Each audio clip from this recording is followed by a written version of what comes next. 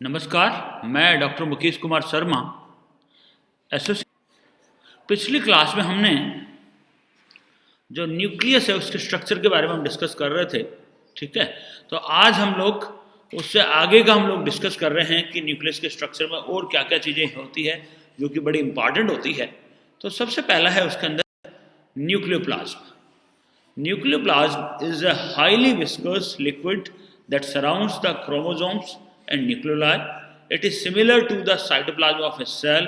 It is enveloped by the nuclear envelope. तो basically क्या है कि जो न्यूक्लियोप्लाज्म है वो क्या है, एक हाईली विस्कस लिक्विड होता है जो कि क्रोमोसोम्स तथा न्यूक्लियोलाई के चारों तरफ पाया जाता है। इसकी जो स्ट्रक्चर होती है वो जो सेल का जो साइटोप्लाज्म होता है उसके समान उसकी संरचना होती है। और ये जो न्यूक्लियोप्लाज्म है ये जो न्यूक्लियर एनवलप द्वारा घिरा हुआ होता है।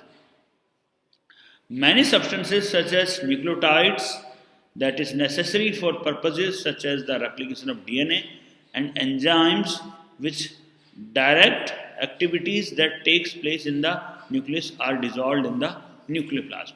और बहुत सारे जो सब्सटेंसेस होते हैं जैसे कि न्यूक्लियोटाइड्स होते हैं जो कि डीएनए के रेप्लिकेशन में काम में आते हैं, और बहुत सारे एंजाइम्स होते हैं जो कि बहुत सारी एक्टिविटीज़ होती है न्यूक्लियस में, उनके लिए इम्पॉर्टेंट रोल प्ले करते हैं।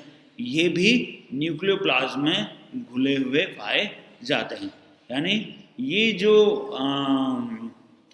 एंजाइम्स और न्यूक्लियोटाइड्स हैं ये न्यूक्लियोप्लाज्म में घुले हुए पाए जाते हैं। अब अगला है chromatin. It appears in the form of fine to coarse granules distributed irregularly within the nucleus. ये जो होती हैं ये बिल्कुल फाइन और कोर्स ग्रेन्यूल्स होती हैं जो कि न्यूक्लियस में असामान्य रूप से बिखरी हुई पाई जाती है।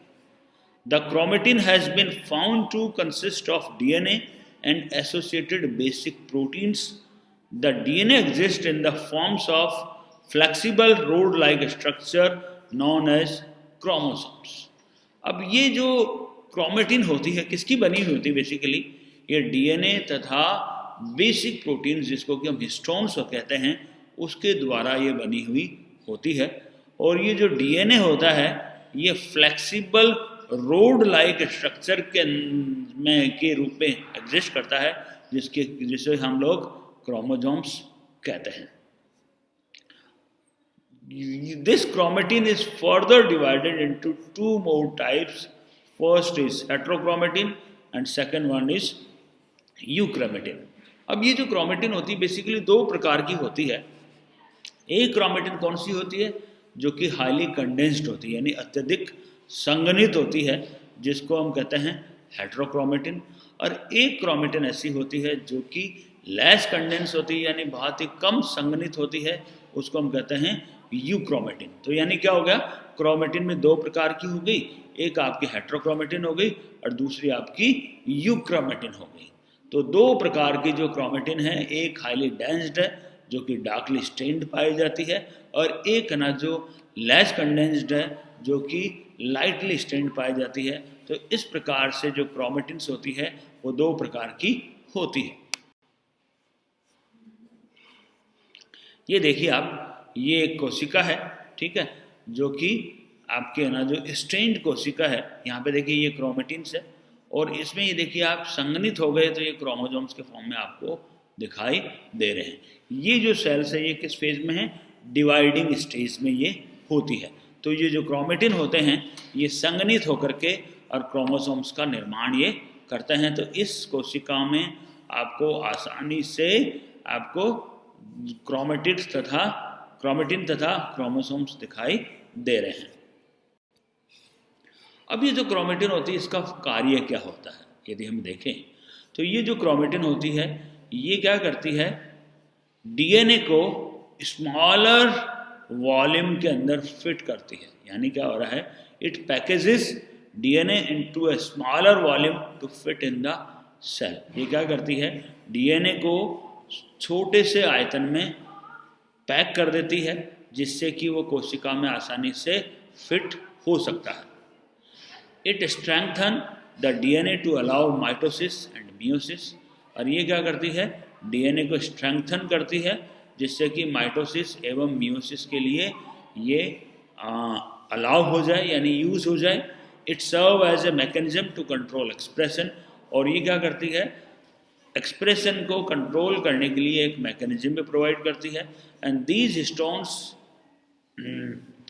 Are the proteins closely associated with the DNA molecules, और ये जो क्या करते हैं, डीएनए मॉलिक्यूल के साथ में हिस्टोन प्रोटीन एसोसिएट होकर के और एक क्रोमोसोम का निर्माण करती है। और they are responsible for the structure of chromatin and plays an important role in the regulation of gene expression. और ये जो स्टोन और डीएनए मिलकर के और क्रोमोसोम का निर्माण करते हैं, और क्रोमोसोम का निर्माण करने के बाद में होता क्या है कि ये इनकी स्ट्रक्चर के लिए, इनकी जो क्रोमेटिन की जो स्ट्रक्चर होती है उसके लिए रिस्पॉन्सिबल होते हैं, जो कि जीन एक्सप्रेशन के लिए इम्पॉर्टेंट रोल प्रोवाइड करती है।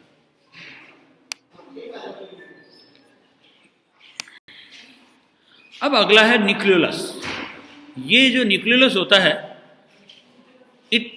most cells contain in their nuclei one or more prominent spherical colloidal acidophilic bodies called nucleoli. However, cells of bacteria and yeast lack nucleolus.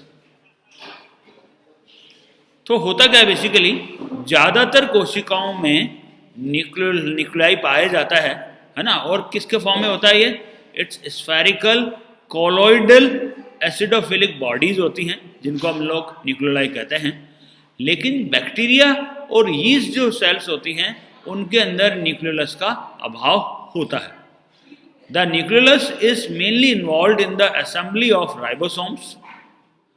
After being produced in the nucleolus, ribosomes are exported to the cytoplasm where they translate mRNA। तो basically क्या होता है, nucleolus क्या करता है, ये ribosome की assembly में मेनली इन्वॉल्व होता है, और जो राइबोसोम्स होते हैं ना वो न्यूक्लियोलस में बनने के बाद में साइटोप्लाज्म में आ जाते हैं, और उसके बाद में वो क्या करते हैं, mRNA के ऊपर ट्रांसलेशन करते हैं, mRNA के ऊपर प्रोटीन सिंथेसिस करते हैं। A nucleolus is composed of ribonucleic acids and associated proteins, और ये जो न्यूक्लियोलस होता है ये बेसिकली आरएनए तथा उसके साथ में जो एसोसिएटेड प्रोटीन्स होती है उसके द्वारा ये बना हुआ होता है। और इलेक्ट्रॉन माइक्रोस्कोप के नीचे यदि इसकी स्ट्रक्चर देखें हम लोग तो ये ग्रैनुलर स्ट्रक्चर के रूप में दिखाई देता है। So and some of the eukaryotic organism have nucleus that contains up to 4 nucleoli. The nucleolus plays an indirect role in protein synthesis by producing ribosomes। और जो कुछ जो यूकैरियोटिक जो ऑर्गेनिजम्स होते हैं उनमें न्यूक्लियस होता है, उसमें लगभग 4 न्यूक्लियोलाई तक प्रेजेंट होते हैं, और जो ये न्यूक्लियोलस होता है ये क्या करता है, प्रोटीन सिंथेसिस के प्रोसेस में इनडायरेक्ट रोल प्ले करता है। कैसे, राइबोसोम का निर्माण करके। ये देखिए आप, ये है ना जो आपकी सेल है, ये इसका न्यूक्लियस है, और इसमें ये बीच में आपका न्यूक्लियोलस इसमें दिखाई दे रहा है। ठीक है, ये पूरा बड़ा आप दिख रहा है। ठीक है, तो इस तरह से न्यूक्लियोलस इसमें पाया जाता है। This nucleolus disappears when a cell undergoes division and is reformed after the completion of cell division. The size of the nucleolus is found to be related with the synthetic activity of the cells. Therefore, the cells with little or no synthetic activities, sperm cells, blastomere, muscle cells, etc., are found to contain smaller or no nucleoli, while the oocytes, neuron, and secretory cells, which synthesize the proteins or other substances, contain comparatively large-sized nucleoli. अब यदि हम ये देखें इसको, तो ये जो nucleolus होता है बेसिकली, ये जब सेल डिवीजन होता है उस समय ये डिसअपियर हो जाता है, यानी गायब हो जाता है। और जैसे ही है ना जो सेल डिवीजन पूरा हुआ, ये क्या होता है, वापस पुनः इसका निर्माण हो जाता है। और वो कोशिकाएं जो कि सिंथेटिकली एक्टिव होती है, उनमें क्या होता है, न्यूक्लियोलाई बड़ा होता है या संख्या उनकी ज़्यादा होती है। यानी सिंथेटिक एक्टिविटी मीन्स यानी क्या हो रहा है, प्रोटीन सिंथेसिस का जब जो सेल्स कर रही होती हैं उनके अंदर न्यूक्लियोलाई है ना जो बड़ा होता है, और ये जो सेल्स जो कि है ना जो सिंथेटिक एक्टिविटी जिसमें कम होती है, जैसे कि स्पर्म सेल्स है ना, ब्लास्टोमियर्स और मसल सेल्स है, उनमें है ना जो या तो न्यूक्लियोलाई एब्सेंट होता है अथवा न्यूक्लियोलाई छोटा होता है। The number of the nucleoli in the nucleus depends on the species and the numbers of the chromosomes. The number of the nucleoli in the cells may be 1, 2 or 4. A nucleolus is often associated with the nuclear organizing region, which represents the secondary construction of the nuclear organizing chromosomes and are 10 in numbers in human beings. This nuclear organizer consists of the genes for 18S, 5.8S and 28S rRNA. The genes for 4 type of rRNA, that is 5S rRNA, occurs outside the nuclear organizer region. तो basically क्या हो रहा है, ये जो nucleoli है इनकी जो संख्या है वो स्पीसीज के ऊपर डिपेंड करती है, या फिर अपन कहते हैं क्रोमोसोम की संख्या के ऊपर डिपेंड ये करती है। और जो ये न्यूक्लियोलाई है इनकी संख्या सेल के अंदर 1, 2 अथवा 4 तक हो सकती है। और जो ये न्यूक्लियोलस होता है ये प्राय न्यूक्लियर ऑर्गेनाइजर रीजन जो होता है उसके साथ में एसोसिएटेड होता है, जो कि क्रोमोसोम का एक सेकेंडरी कॉन्स्ट्रक्शन होता है। और इनकी जो संख्या होती है ह्यूमन बींग्स में लगभग 10 होती है। और ये जो न्यूक्लियर ऑर्गेनाइजर है ये 18S, 5.8S और 28S rRNA के जीन्स इसमें निहित होते हैं। और जो 5S rRNA है उसके जीन्स जो न्यूक्लियर ऑर्गेनाइजर रीजन है उसके बाहर की तरफ होते हैं।